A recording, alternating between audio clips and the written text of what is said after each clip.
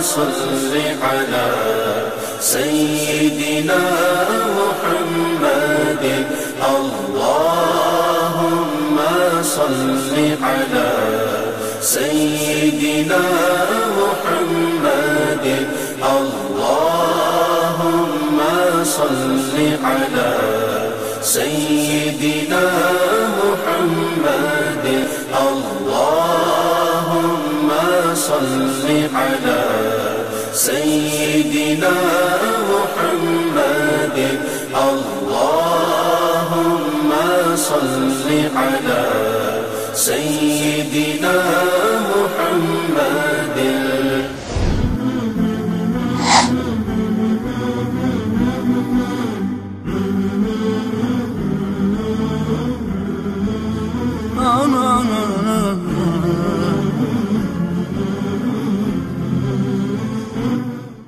بسم اللہ الرحمن الرحیم. ناظرین محترم،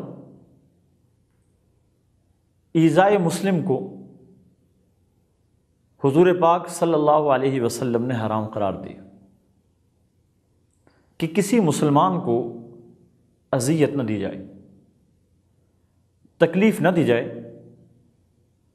ایک حدیث مبارکہ میں تو آپ صلی اللہ علیہ وسلم نے مسلمان کی پہچان یہی بتائی، المسلم من سلم المسلمون من لسانہ و یدہ، کہ مسلمان تو وہ ہے جس کے ہاتھ اور زبان سے دوسرے مسلمان محفوظ رہیں. اور ایک حدیث مبارکہ ہے، غور کرنے سے ہمیں اس میں بہت سارے اسباق ملتے ہیں. اپنی روزمرہ کی زندگی میں ہم دیکھیں کہ ہم لمحہ لمحہ کس طرح دوسرے مسلمان بھائیوں کی اذیت کا باعث بنتے ہیں. آپ صلی اللہ علیہ وسلم نے ارشاد فرمایا، من ترک الصف الاول مخافۃ ان یؤذی احدا، کہ کوئی شخص مسجد میں جاتا ہے اور اس کی خواہش ہے کہ صف اول میں جا کر نماز پڑھو، لیکن صف اول میں صرف اس لیے نہیں جاتا کہ میری اگلی صف میں جانے کی وجہ سے کسی دوسرے مسلمان کو تکلیف ہوگی، اور وہ پیچھے بیٹھ جاتا ہے، کسی دوسری صف میں بیٹھ جاتا ہے. تو آپ صلی اللہ علیہ وسلم نے ارشاد فرمایا، اضعف اللہ لہ اجر الصف الاول، کہ اللہ تبارک و تعالی صف اول سے دگنا ثواب اسے عطا فرمائیں گے. رواہ طبرانی. بات بظاہر ہمیں چھوٹی سی نظر آتی ہے،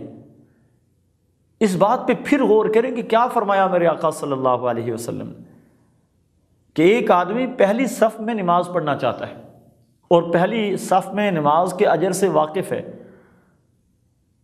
اسے معلوم ہے کہ پہلی صف میں نماز پڑھنا نسبتاً پچھلی صفوں کی نماز پڑھنے میں زیادہ باعث اجر ہے،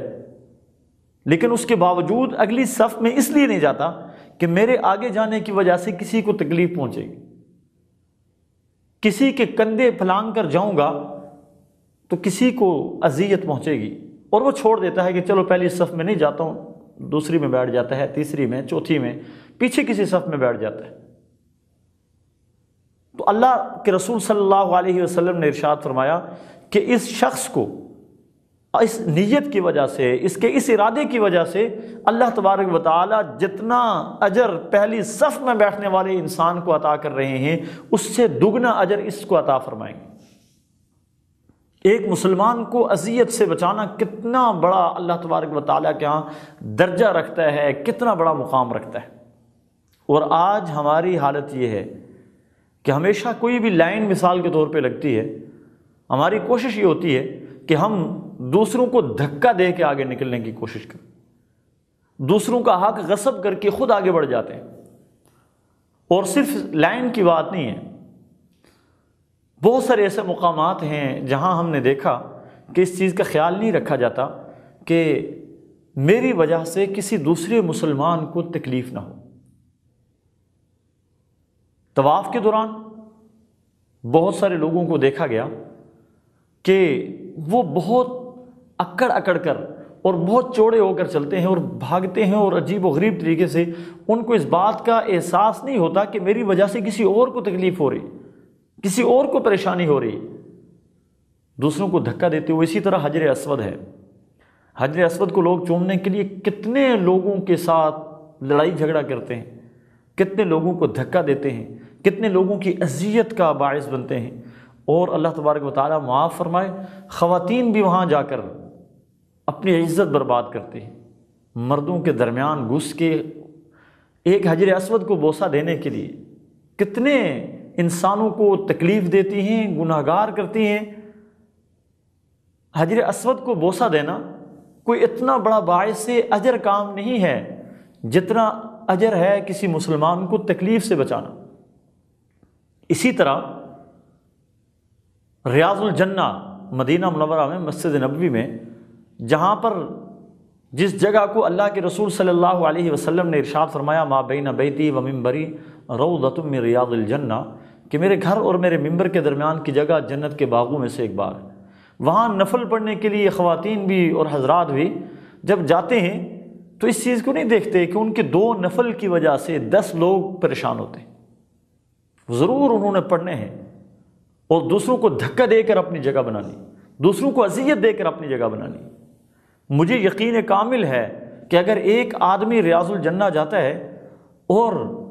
وہ وہاں جا کر نفل پڑھنے کی خواہش بھی رکھتا ہے، مگر صرف اس لیے وہ آگے نہیں جا سکتا کہ میری وجہ سے کسی اور کو تکلیف ہوگی، تو اللہ تبارک و تعالیٰ سے مجھے امید ہے کہ اس کو بھی نفل پڑھنے والے سے دگنا اجر اللہ تعالیٰ ضرور عطا فرمائے،